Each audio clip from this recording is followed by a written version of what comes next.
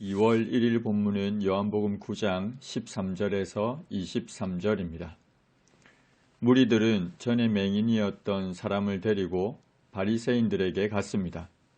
전에 맹인이었던 사람이 눈을 뜨게 되었으니 그것으로 인한 감격과 기쁨을 나누어야 할 것인데 그 사람의 행복에 대해서는 전혀 관심이 없고 오직 자기들의 종교적인 규율에만 관심을 가지고 반강제적으로 바리새인들에게 데리고 갔습니다.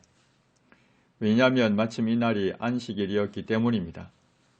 당시 안식일에는 39가지 종류의 금지 규정이 있었는데 안식일에 생명이 위독한 환자만 치료할 수 있었고 심지어 안약을 눈에 넣는 것조차 금지되어 있었습니다.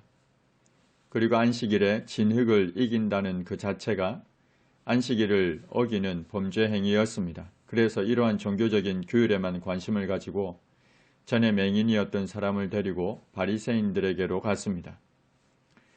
바리새인들이 그에게 어떻게 보게 되었는지 물었습니다. 그러자 전에 맹인이었던 사람이 말하기를 그 사람이 진흙을 내 눈에 바르매 내가 씻고 보나이다고 했습니다. 한치의 거짓도 없이 있었던 사실 그대로를 전했습니다.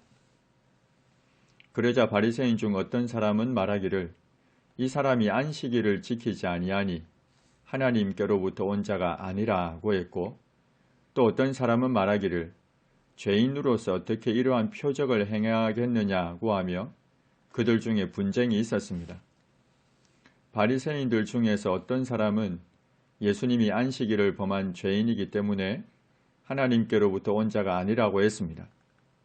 반면 또 어떤 사람은 맹인의 눈을 뜨게 하는 이러한 표적을 행했다면 그가 어떻게 죄인일 수가 있느냐고 했습니다.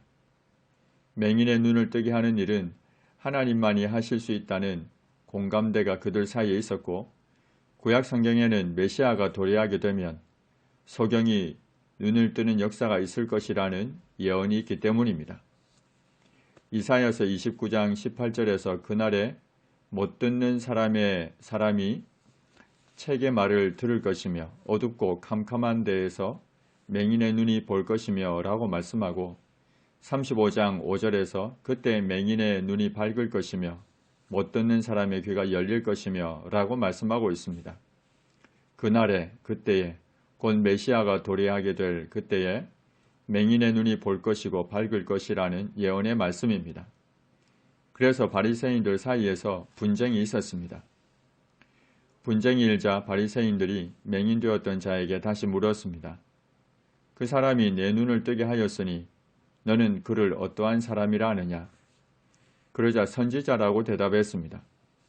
구약시대의 엘리야와 엘리사와 같은 놀라운 이적을 행하는 위대한 선지자라고 했습니다. 아직 메시아라 하지 않습니다.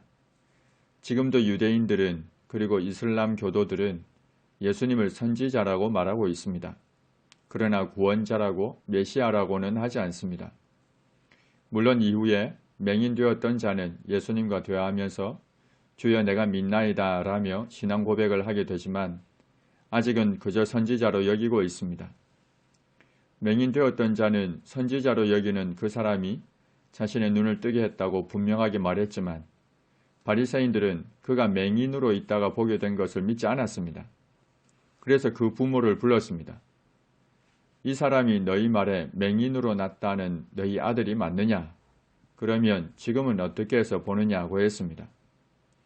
바리새인들은 부모까지 불러서 맹인으로 있다가 보게 된 것을 믿지 않고 윽박지르고 있습니다. 자신들이 가지고 있는 권위를 가지고 사실이 분명함에도 오히려 윽박지르고 죄를 범하고 있습니다. 바리새인들은 모세의 자리에 앉아서 백성을 가르치면서도 그들 자신을 가르치지 않습니다. 도리어 율법을 범함으로 하나님을 욕되게 하고 있습니다. 그 부모가 대답했습니다. 이 사람이 우리 아들인 것과 맹인으로 난 것은 사실입니다. 그러나 지금 어떻게 해서 보는지 또는 누가 그 눈을 뜨게 했는지는 알지 못합니다. 그가 장성했으니 그에게 물어보면 그가 자기 일을 말할 것입니다. 부모는 예수라는 사람이 자기 아들을 고쳐서 낫게 한 사실을 모를 리가 없습니다. 그런데도 알지 못한다고 했습니다. 왜냐하면 유대인들이 누구든지 예수를 그리스도로 시인하는 자는 출교하기로 결의했기 때문에 그것이 무서워서 그랬습니다. 여기서 출교한다는 것은 유대인 공동체에서의 추방을 의미합니다. 이것은 단지 종교의 문제를 넘어 생사가 달린 문제였습니다. 그래서 이것이 무서워 누가 그 눈을 뜨게 했는지 모른다고 이미 장성한, 그래서 스스로 판단할 수 있는 자신의 아들에게 물어보라고 했습니다. 하나님은 바른 교회의 표지로 권징을 주셨습니다. 교회는 범죄한 교인과 직원을 징계할 수 있습니다. 먼저는 개인이 범죄한 자를 찾아가서 권고하고, 그래도 듣지 않으면 한두 사람을 데리고 가서 권고하고, 그래도 듣지 않으면 교회 말에서 권고하고, 그래도 듣지 않으면 출교하라고 했습니다. 교회가 범죄한 자를 권징하는 목적은 교회로 하여금 하나님의 거룩하심에 참여하도록 하는 것에 있습니다. 진리를 보호하고 그리스도의 권위와 교회의 질서를 유지하고 악행을 제거하며 덕을 세우며 범죄한 자의 영적 유익을 도모하기 위함입니다. 이러한 권징은 그리스도의 마음과 사랑으로 시행해야 합니다. 곧 벌하는 것에 목적을 두지 말고 교훈과 교정과 훈련에 주목적을 두어야 합니다. 교회를 거룩하게 하며 한 영혼을 살리는 것에 있습니다. 그러나 예수님 당시 바리새인들은 기득권을 유지하기 위해서 교회에 주어진 권세를 악용하고 있었습니다.